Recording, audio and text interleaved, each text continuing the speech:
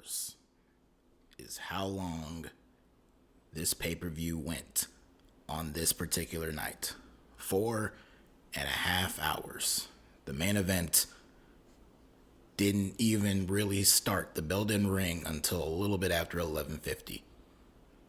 Show went off the air a little bit before 12:30 a.m. So give or take about 4.5 hours. And the ending of this show sees Jon Moxlet beat Swerve Strickland, retaining the AEW World Championship with an assistance from the returning Young Bucks. That is how they decided to end AEW Dynasty.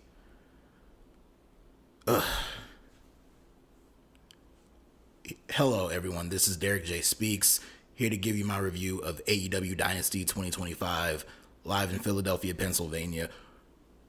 Unbelievable. This company is unbelievable right now. They are pressing forward with this horrible angle with the Death Riders, and now to add on to it, they have incorporated the Young Bucks into the story.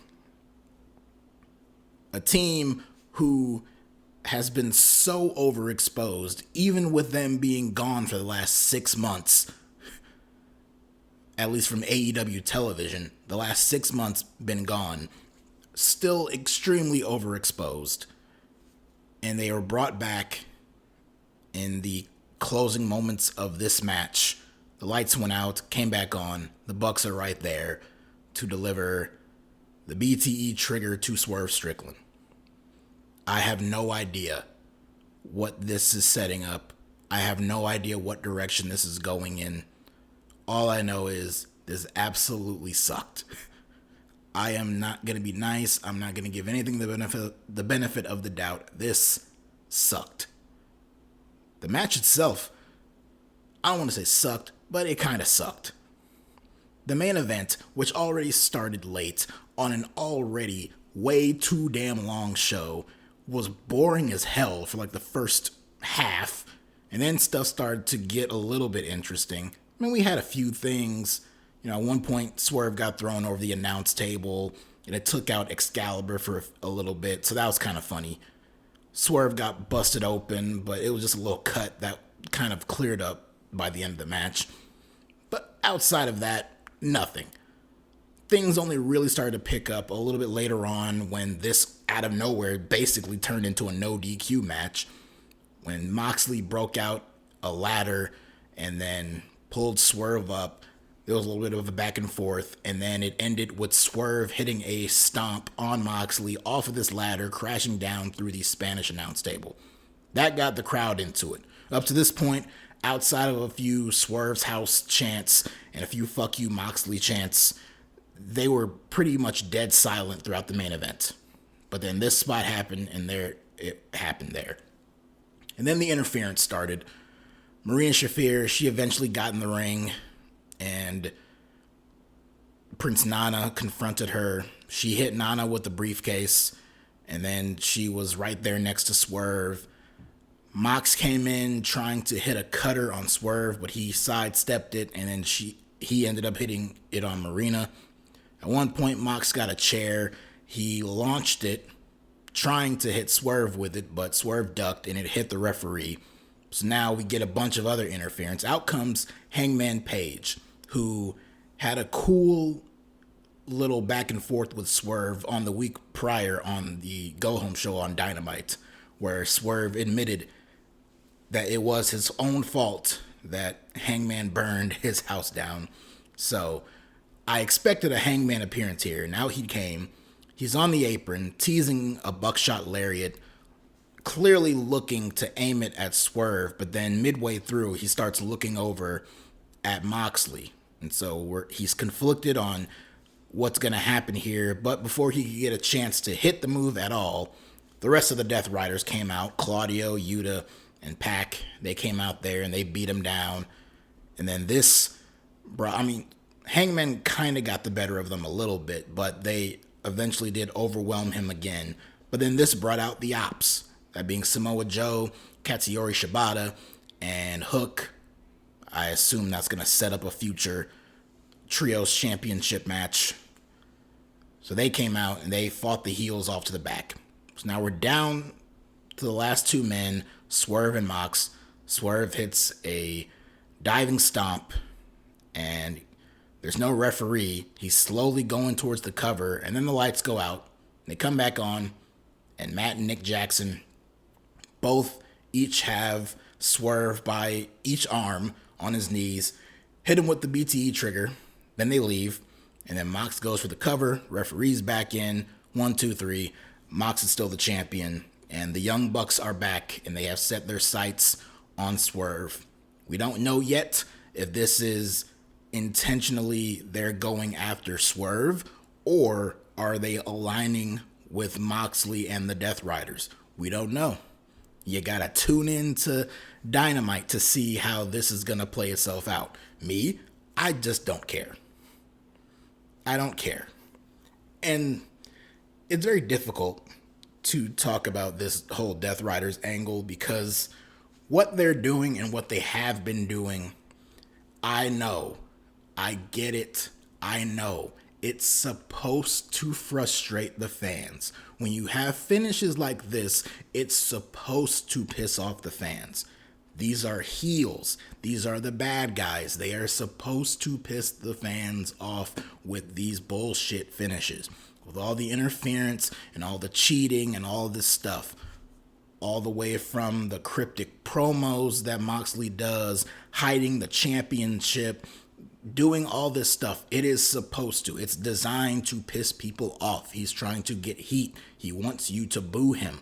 The idea is that you have all these baby faces coming after him and they fail every single time, and it's supposed to make you mad. It's supposed to make you upset. I get that. But still, somewhere along the way, it has to be compelling television. Even if you have the bad guy who is so evil and is just a bastard and a son of a bitch or whatever, and you want to see the good guy go out there and beat him, but it just doesn't happen. The good guy keeps getting screwed over or other elements come in, but it's supposed to hook you. It's supposed to keep you interested. The character, even though you're supposed to hate them and you're supposed to boo them and dislike them, there's still supposed to be something about the characters on the show that makes you interested in watching them. With Jon Moxley right now in the Death Riders, that does not exist. It is not, oh, I can't wait to see him lose because he's this bad guy and oh, I want to see him get beat up. No, it's, I see him on my TV, I want to turn it off. I want to turn the channel and I want to never turn on the show so long as they're on. That's what we're at right now. That's where I'm at, and that's where a lot of other people are at. So the boos and the fuck you Moxley chants and all that kind of stuff, maybe some of that is supposed to be a part of the whole story. For me, all of that is legit. It's that I don't want to see this person on TV. I don't want to see any of these people involved in this story on the TV. That includes the Young Bucks. The last big angle before this Death Riders angle started was the whole EVPs taking over the Elite with the Bucks, Okada, Jack Perry, and all that. That angle sucked too. And it was horrible television for AEW. And then they basically abandoned it, or at least phased it down. And then they started the Death Riders angle. And while it showed some signs of promise, at least a little bit of intrigue in the very beginning, it very quickly grew tiresome, and I got over it. The way they handled it from the beginning was very lame. Outside of the whole killing Bryan Danielson stuff at Wrestle Dream last year, everything since then has been absolute crap to watch on TV. It has dragged the shows down. It has made the shows very dull and uninteresting to watch whenever they're the main focus. It's no surprise the shows over the past couple of months that are typically the better episodes are the ones that feature less of the Death Riders on the show and focus on other stories or other people on the show. And I know the whole idea is that you're building up to a big babyface to get that triumphant moment over Moxley and vanquish him and win the championship. And maybe in some people's eyes, Swerve was not the person to do that. Swerve was the person to do that because Swerve is over. He is a main star. He is one of the biggest stars in the company. So having him go over on this show would have been great. He went over last year. Now, because they kept harping on that point that, oh, Swerve won the championship at Dynasty last year, is he going to do it again this year? I pretty much knew the outcome of this match was going to be that. But it's still very unfortunate to see. I want to say, oh, I'll keep an open mind. We'll see where this goes. I'll watch Dynamite on Wednesday. We don't know what's going to happen, what's going on with the Bucks and all of that. I'm sorry, I can't. Yes, I will watch the show. I watch AEW. I watch wrestling. I watch the show. And, not religiously. I will miss weeks here and there. I'll catch up later. I'll see different segments here and there, but as far as sitting down, watching the entire show front to back, beginning to end, doesn't happen a whole lot these days because of angles like this. But I'll see. I'll try to see and see if something of note will come out of this, but I doubt it.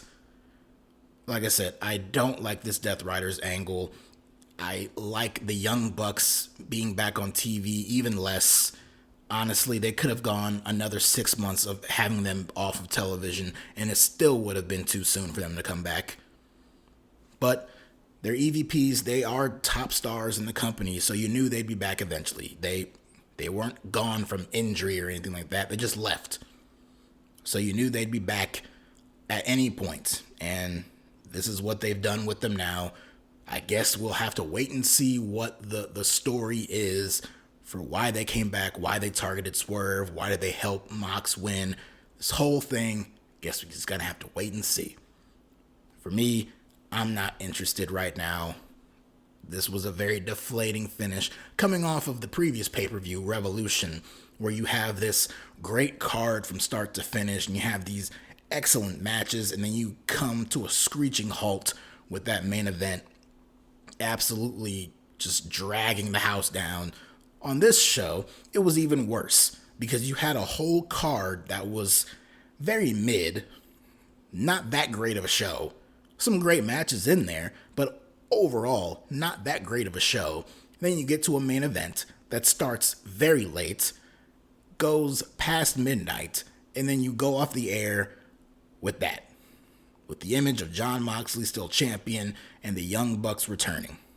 Not a very fun finish. Again, I get it. That's the idea. That's the point. So what? I don't care. I don't like it. But as for the rest of the show, like I said, some good stuff here and there, but overall, not that great. I look at this card and I think, why was this even a pay-per-view? Why did this pay-per-view need to exist? Why did it need to happen? You had a lot of matches on this show that you could have just stretched them out over the course of several weeks on Dynamite and Collision, respectively. You had a bunch of opening round matches in the Owen Hart Cup tournament. You had Will Ospreay and Kevin Knight, which was originally going to be Will Ospreay and Jay White, but unfortunately Jay White suffered a legit injury to his hand. It's going to require surgery, so he had to back out. They decided to put Kevin Knight in his place. Kevin Knight, who is the newest signee to AEW. This was a good showcase for him. They had a very good match in the opening of this show. And to no one's shock, Will Ospreay got the win. It was very good, but it really didn't need to be on a pay-per-view. Julia Hart and Mercedes Moné, they had an opening round match. Their match was pretty good too. Not much of a shock with the finish, as Mercedes did get the win. This was probably one of Julia Hart's best matches she's ever had.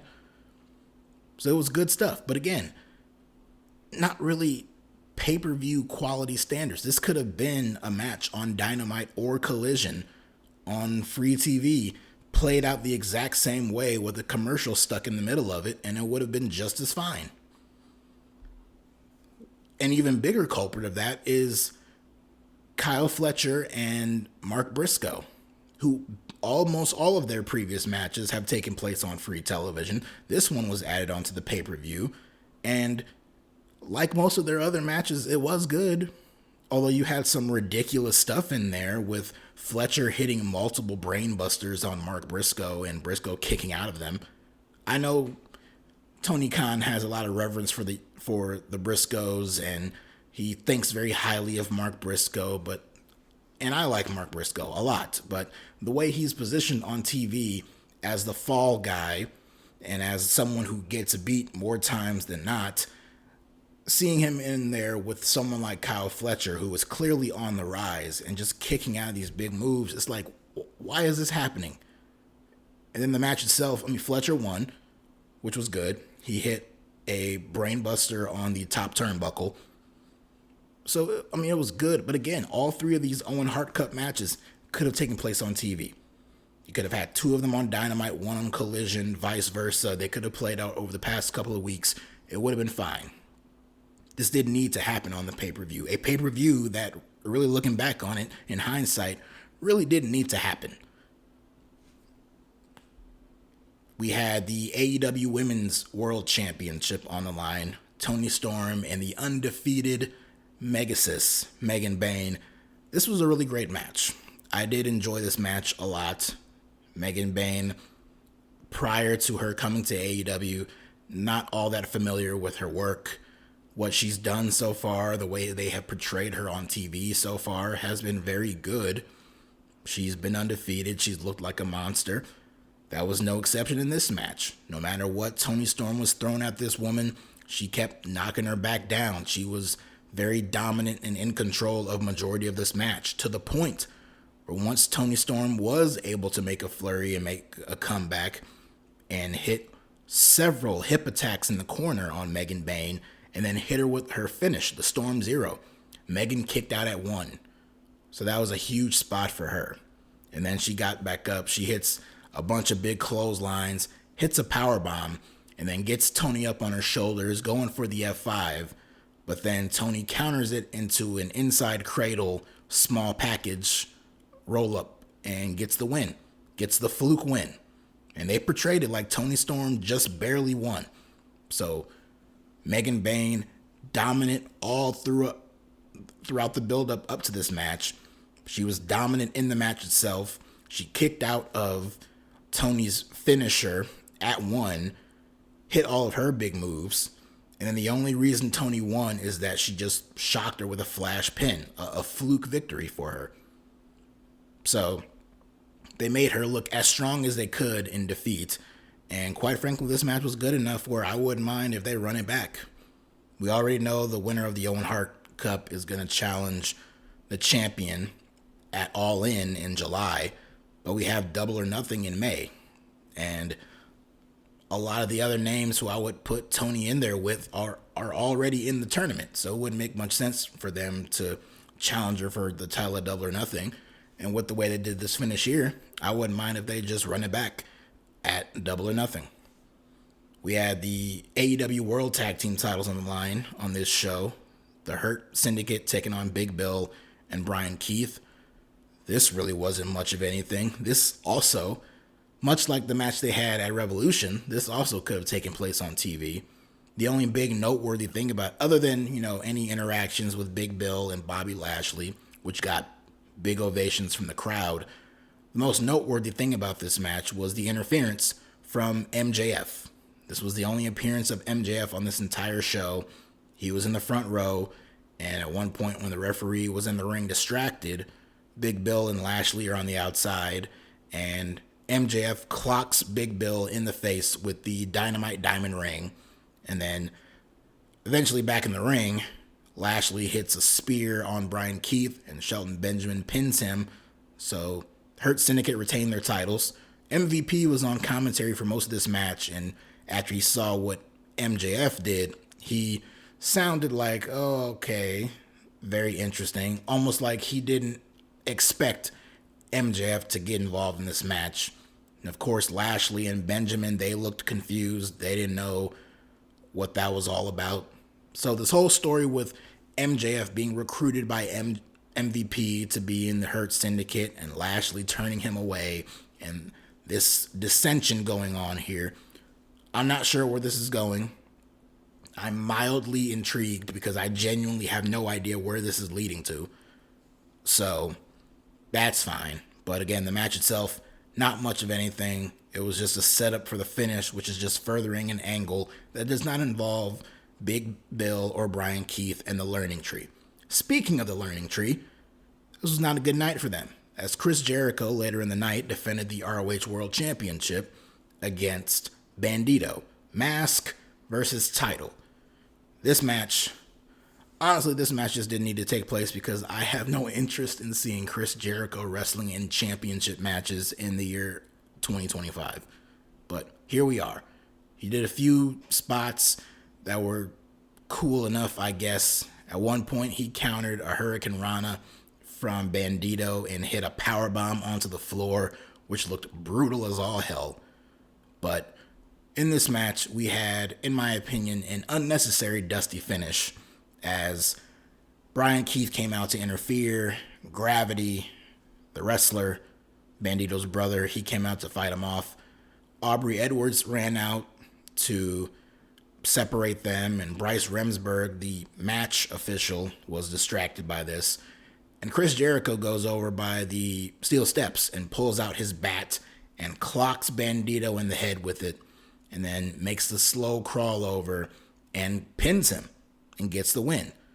Meanwhile, outside the ring, in the front row, were Bandito's mother and sister.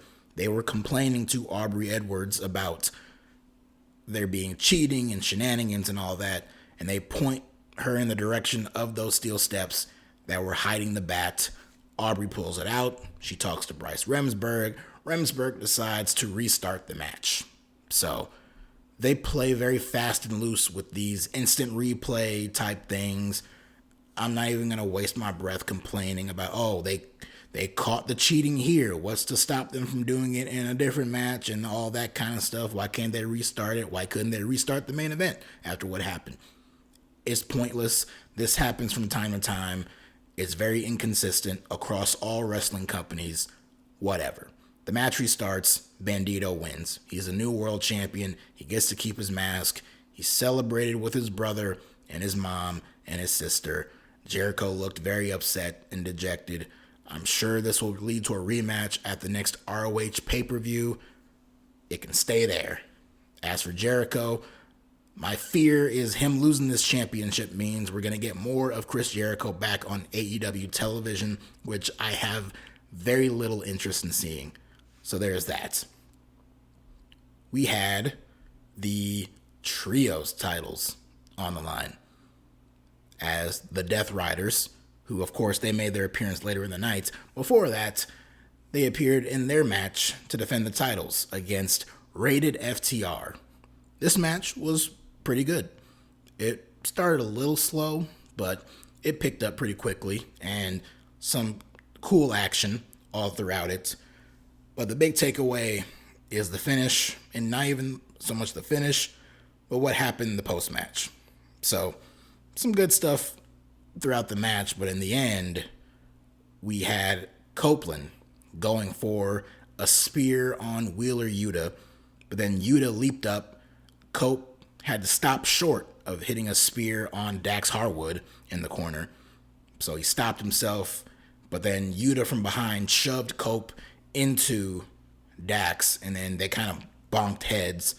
Cope got taken out, and then Yuta hits the Busaiku knee on Dax to get the win. So the heels retain their titles. Wasn't shocked by this finish. They leave. And then we're down to Rated FTR in the ring. And Cope and Cash Wheeler, they extend their arms to help up Dax. They pick him up, group hug. They all raise each other's arms. And then as Cash goes to turn his back and leave, Dax pulls Cope in and hits him with a pile driver. And this shocks Cash Wheeler. He is very shocked at this. Dax goes to the outside, gets some steel chairs, brings them back in.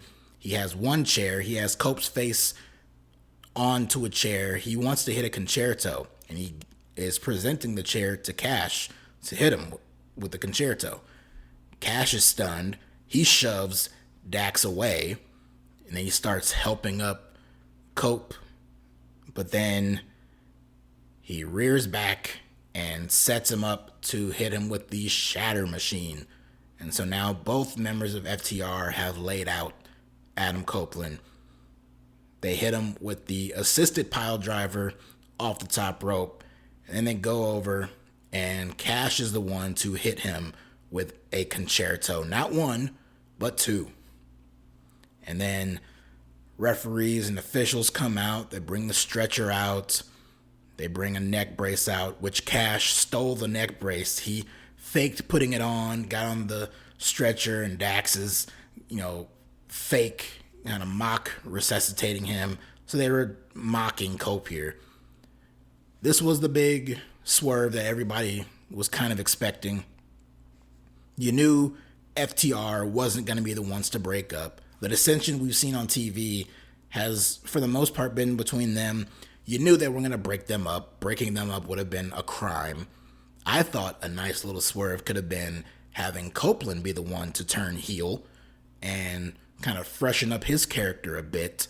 But the predictable outcome was FTR being the ones to turn heel, and it still worked. I thought this angle was very effective. This angle here was the best thing that took place on the entire show. Out of everything on this 4.5-hour show, this post-match angle with FTR taking out Adam Copeland was easily the best thing on the entire show. It has made me 10 times more interested in anything FTR has done in years, and I'm looking forward to seeing what this can set up. Obviously, the direction, in my opinion, is FTR taking on Adam Copeland and Christian Cage at All In July. I don't know how they're going to do it.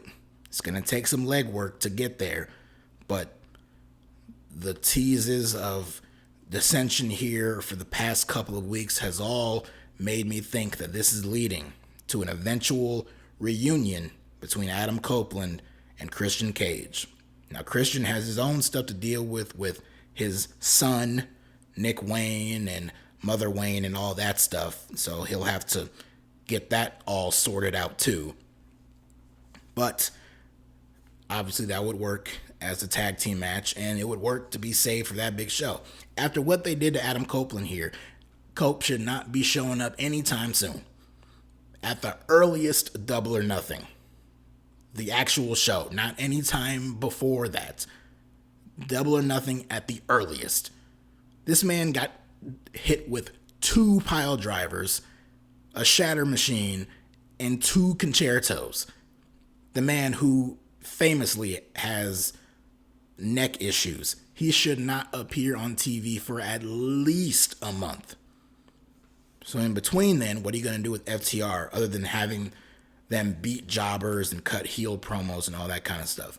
I think something interesting would be setting them up to eventually challenge the Hurt Syndicate for the tag team titles. Now, the Hurt Syndicate are also heels, but when you hear the reaction they got on this show, they are not heels in front of these crowds. They get some of the biggest ovations every week with the Hurt People chants. So they would definitely be the baby faces in that equation.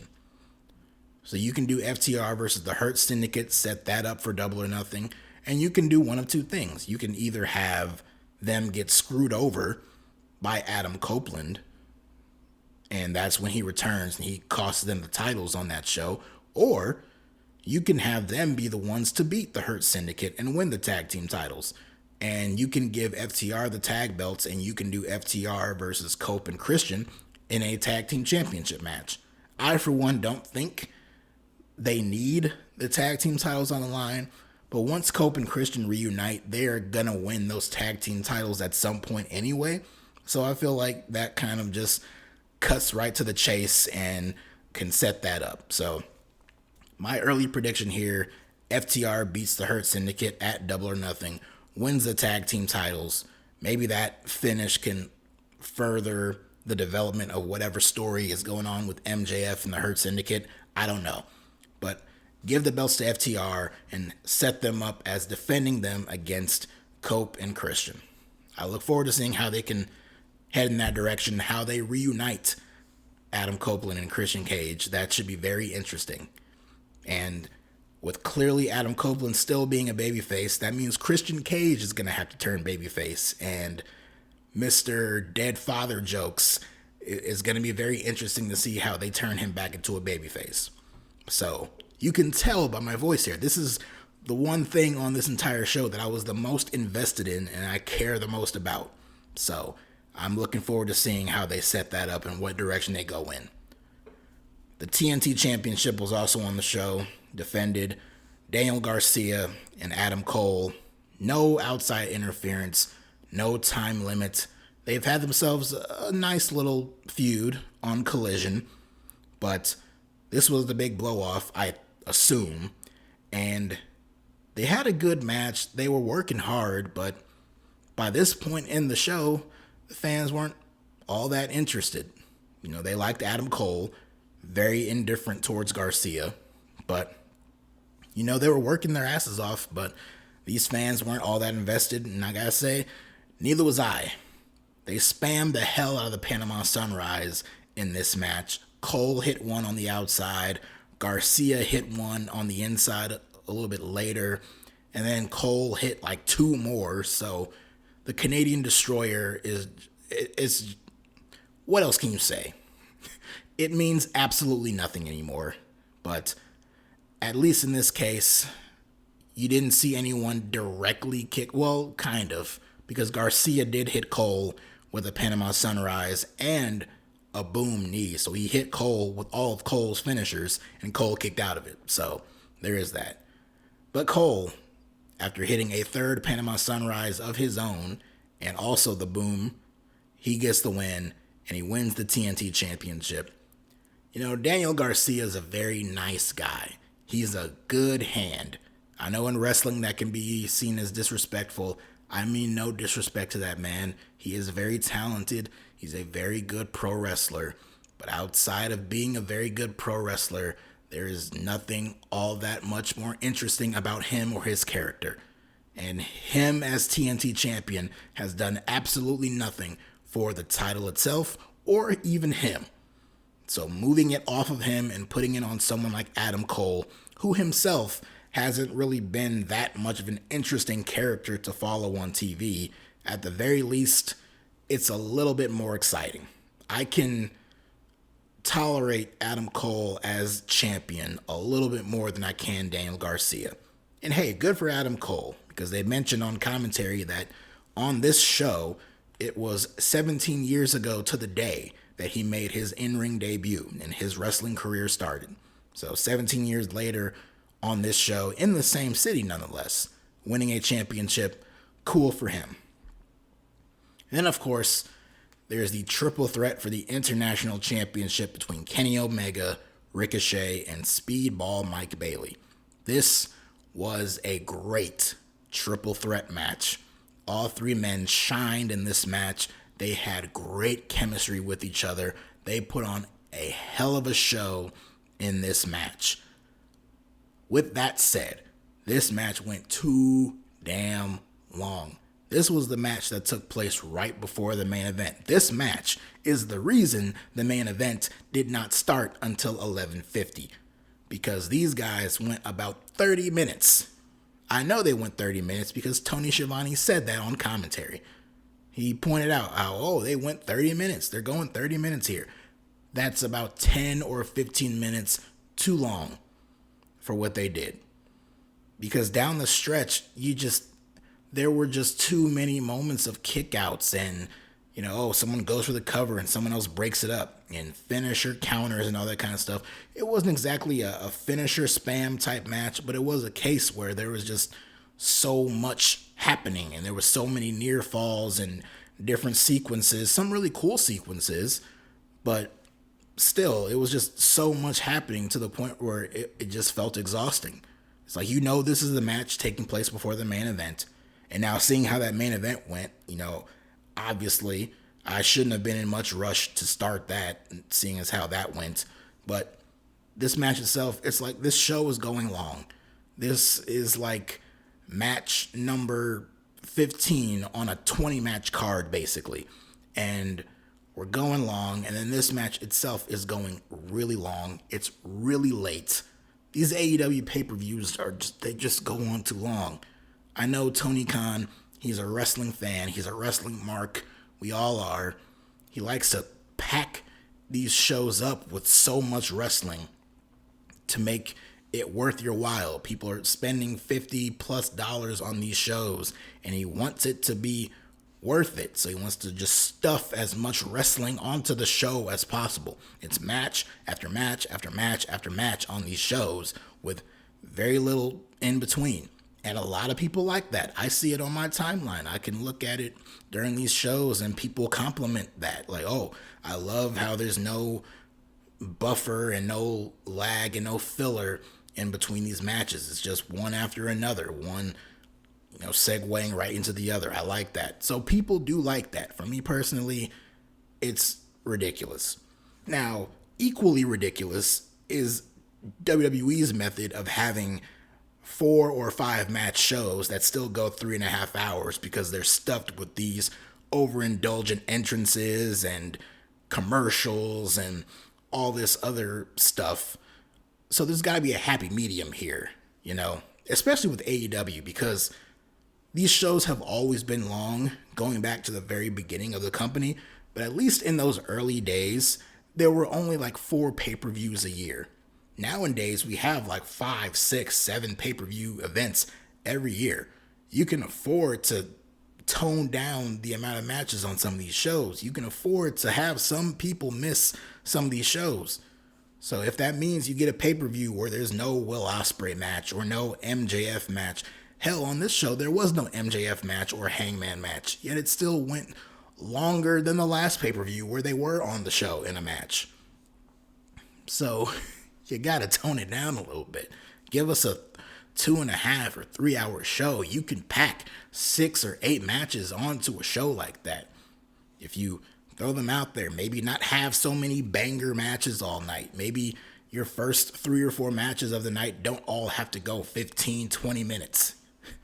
Maybe some of the opening matches can go 10 or 12 minutes, and then you get a 20 or 25 minute, main event match, and you can cut it off there at about 3 hours.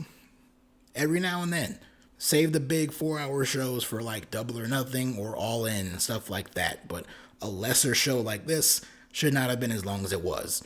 And this triple threat contributed to it. Of course, Omega got the win.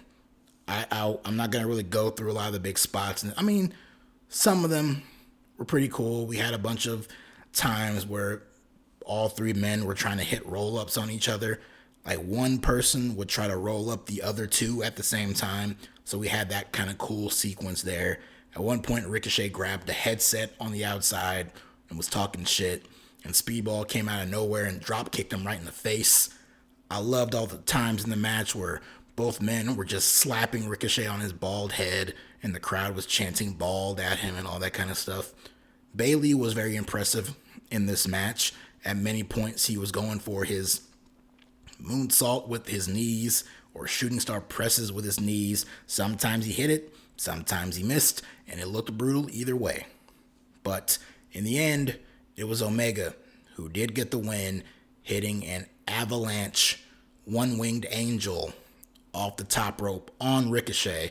Meanwhile, Bayley is kind of tied up on the top turnbuckle, tied upside down, can't do anything to stop it, and Omega gets the win, retains his championship. And after the match, we hear the coin drop, and out comes Okada, who comes face to face with Omega. And they briefly have a quick stare down, hold up their titles, and Omega leaves. So nothing was made official here, but clearly this is the match for All In. There's still one more pay-per-view in between with Double or Nothing. So I imagine both men will have their own challenges on that show before they clash with each other.